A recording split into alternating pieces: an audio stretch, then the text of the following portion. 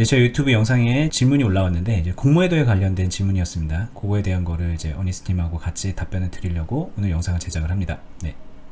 일단 질문 내용이 영상 잘 보고 있습니다. 공매도가 궁금해서 질문 남깁니다. 외국인이 기간에서 만원에 10주를 빌려서 5,000원이 되었을 때 10주를 갚으면 외국인은 이익이지만 기간은 10주의 가치가 떨어진 상태에서 되받았기 때문에 손해인데 기간은 왜 주식을 빌려주는 거죠?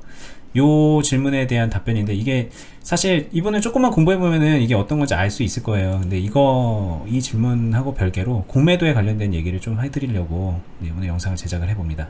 네, 여기서 바로 빠르게 답변을 드릴게요. 기관이 있고 말씀하신 대로 여기서 외인이 있어요. 그 다음에 여기 누군가가 개인이라고 할게요. 그러면은 기관은 개인한테 10주, 이거를 그냥 홍길동 컴퍼니라고 하겠습니다. 주식회사 홍이라는 주식을 10주를 빌려서 얘네한테 10주를 빌려준 거예요. 그리고 얘네한테 10주를 받아서 얘한테 다시 10주를 돌려줍니다. 뭐 계약에 따른 약속이 있겠죠. 자, 결론만 바로 답을 드리면요, 기간은 수익도 손해도 나는 게 없어요. 기간은 여기서 손해라고 되받았기 때문에 손해인데 이게 손해가 아닙니다. 기간 같은 경우는. 그럼 기간은 이 행위를 왜 해주나요? 기간은 투자자이기도 하지만 추가로 중개업자이기도 하죠. 중개 수수료 때문에 합니다. 중개피. 주식 매매할 때 거래 수수료처럼 얘네들이 이런 공매도를 성사를 시켜주게 되면은 중개 수수료가 있기 때문에 그것 때문에 한다라고 이해해 주시면 되고요. 기간은 수익도 손해도 아니다. 이렇게 간단하게 답변 드리도록 하겠습니다. 네. 뭐 쉽게 말하면 기간은 그 10주 빌려준 거에 대한 그냥 수수료만 받고, 그 주가가 떨어지고 오른 거에 대한 이익이나 손해는 그 빌린 사람이 가져간다. 그쵸. 그렇게 보면 되죠. 네. 근데 이제 요거는 이제 되게 간단한 답변인데, 네. 공매도 많이 궁금해 하시고, 이제 물론 이제 공매도에 관련된 영상 많이 있지만, 어니님 관점에서 우리가 이제 투자자 입장에서 공매도라는 걸 어떻게 바라보고 어떻게 이용하고 어떻게 해석하는지, 네. 뭐 해석할 필요가 없으면 왜 없는지, 뭐 이런 것들을 좀 간단하게 설명해 주시면 좋을 것 같아요. 네. 일단 제가 보는 공매도는요, 첫 번째는 이거 메모장을 킬까요? 과열을 보고요. 두 번째는 뉴스 동반 보고,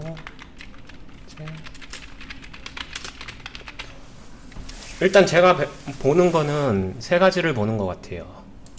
이 정도인데 하다가 뭐 조금 더 보는 게 있으면 부연 설명을 하고, 1번과 2번은 같은 맥락인데 공매도가 과열된 종목들이 있어요. 과거에 공매도와의 전쟁을 선언한 셀트리온 대표적이고요.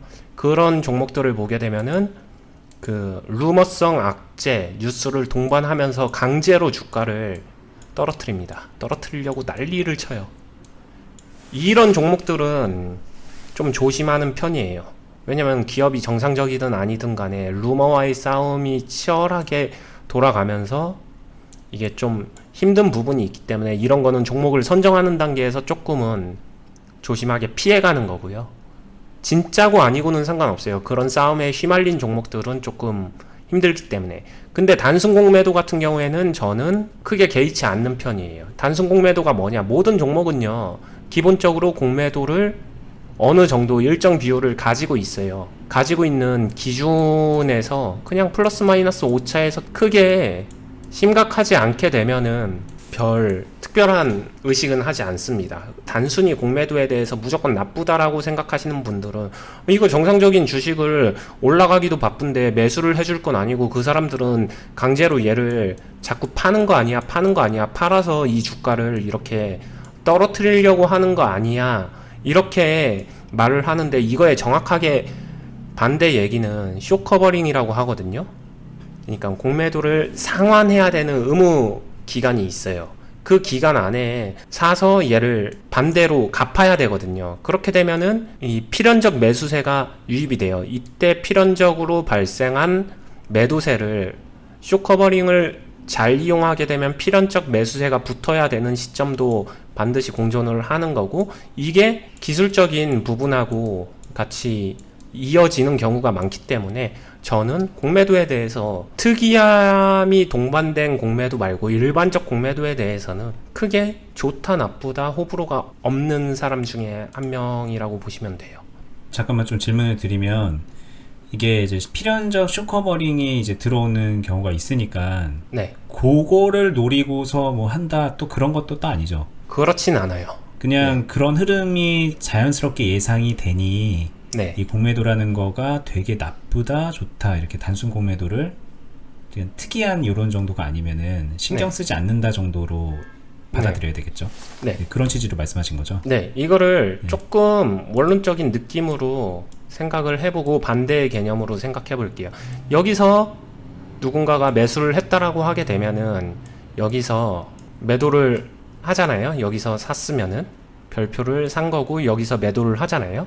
이거는 그냥 일반적으로 단순화시키게 되면은 되게 필연적인 매매 행위예요.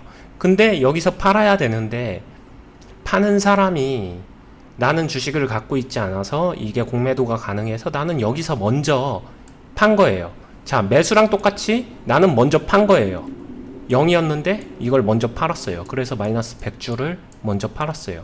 그렇게 되면은 이 사람도 똑같이 이쪽으로 일반적 흐름에서는 이거 쭉 빠지게 되면은 여기서 100을 사가지고 얘를 가지고 얘를 갚거든요. 이 행위가 반대로 거꾸로 이루어졌을 뿐이지 기본적인 원론은 동일해요.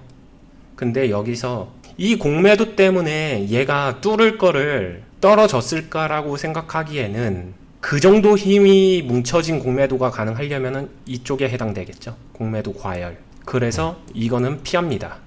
공매도가 과열된 건 진짜 뚫고 올라갈 것도 꺾어버릴 수가 있어요. 아무래도 매도세가 매수세보다는 세니까. 과열된 게 여기 이 지점에서 과열되는 거는 뭐 사실상 내가 여기서 산 사람이면 문제가 없는데 네. 만약에 제가 여기 이제 살려고 여기 이렇게 지켜보고 있는데 네. 과열이 돼 있어요 이미. 네. 과열이 돼 있어요. 네. 그럼 더 과열이 될 것 같아서 안 하는 건가요? 아니면 그냥 변수가 더 늘어났다고 해석해서 안 하는 게 맞는 건가요? 똑같아요. 그러니까 변수가 늘어나는 게 아니라 여기서 과열이 된다는 거는 당연히 이 부분에서는 흔히 말하는 힘싸움, 공방전이 일어나잖아요. 이거를 뚫으려고 하는 사람과 뚫지 못하는 매도세와 이게 공방전이잖아요. 그러면 일반적인 매도 플러스 공매도, 얘네들은 그냥 연합군이에요. 얘네들은 당연히 나와요. 그러면은 얘네들을 매수세 얘네가 전투에서 이겨서 얘네를 치고 올라가야 돼요. 결론은 얘네들을 매수세가 이기냐 지냐의 힘싸움인 거지, 이 공매도 연합군이 얘네한테 동맹군으로 붙어 있다고 해서 뚫을 걸 못 뚫고 뚫지 못할 걸 뚫고 이 정도라면 어차피 매수세가 약한 거거든요. 그러니까 이거를 보시는 분들이 그렇게 생각하는 분들이 있을 것 같아서 물어보는 건데 네. 이렇게 막 올라가서 이제 고점에 올라가 있는 거예요. 이제 이 네. 고점을 뚫느냐 아니느냐 이런 때인데 네. 이때 이미 공매도 잔량이 되게 많아요. 공매도가 과열되어 있는 상태인 거예요. 이때 이 시점에. 네. 그러면 이제 사람들이 이렇게 얘기하는 경우도 있는 거죠. 야, 요거 얘네들 이제 큰일 났다. 이제 올리면은 쇼커버링 올 거다. 네. 그러니까 지금 살 때다. 네. 네. 여기서 공매도 애들이 이쪽에서 힘싸움에서 공매도가 붙었는데 이게 진짜 매수세 힘에 의해서 뚫리잖아요. 그러면은 뚫리는 걸 보고 들어가는 거는 오케이인데 네. 여기서 이미 그걸 미리 예견하고서 들어가는 거는 요 지점에서 미리 예견하는 거는 무리다. 트라이죠. 뭐 요렇게. 네, 똑같이 트라이고 그렇게 매매해도 상관없지만 이렇게 매매하게 되면 전에 얘기했었던 대로 트라이는 네. 리스크 2배, 수익률 2배.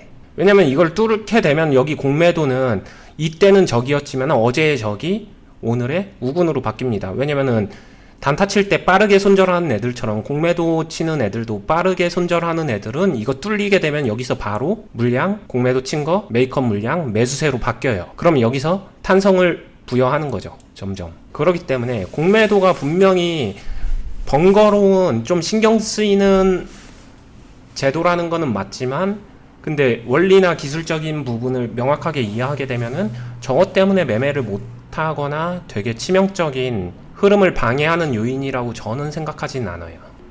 이거를 좀 정리해서 보는 분들한테 도움이 되는 측면에서 조금만 정리를 해보면 네. 공매도 현상, 공매도를 가지고 네. 내가 매매에 유리하게끔 이용하려고 하는 거는 네.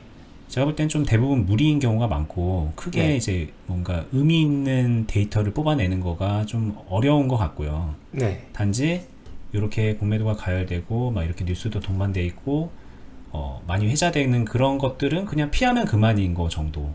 맞아요. 이렇게 생각하는 게 맞겠죠. 그게 제일 보는 편합니다. 공매도는 지금의 나한테 단기적으로 당장 방해가 될 수도 있지만 시간이 지나서 엇박자 상황에서 자기한테 분명히 플러스 요인이 되는 경우도 있어요. 그걸 못 느낄 뿐이지. 그래서 그냥 공매도는 플러스 마이너스 제로다, 득도 실도 아니다, 그냥 그렇게 이해해 주셔도 크게 무방합니다.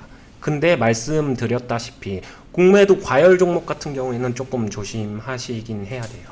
평균 이 종목이 가지고 있는, 종목 쉽게 안 바뀐다고 했잖아요. 이 종목이 가지고 있는 평균적인 공매도 비중이 있거든요. 그거를 압도적으로 늘어난 종목 같은 경우에는 생각을 해보셔야 됩니다. 그런 것들은 피해주는 것도 좋고, 네, 뉴스에 이미 많이 나와요. 그런 종목들은. 공매도 금지 뭐 이렇게 지정되는 그런 종목들 같은 경우를 우리가 특별히 매매에 활용하거나 그런 것도 같은 관점에서 말씀하시는 거죠? 네, 맞아요. 알겠습니다.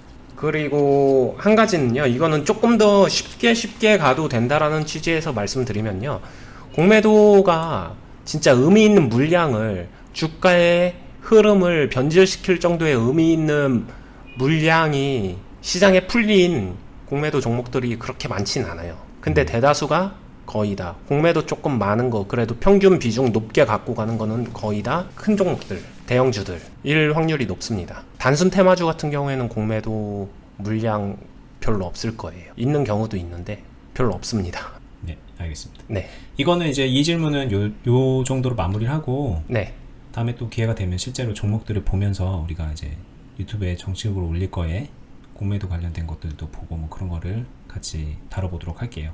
네. 여기서 마치도록 하겠습니다. 예, 수고하셨습니다. 네, 감사합니다.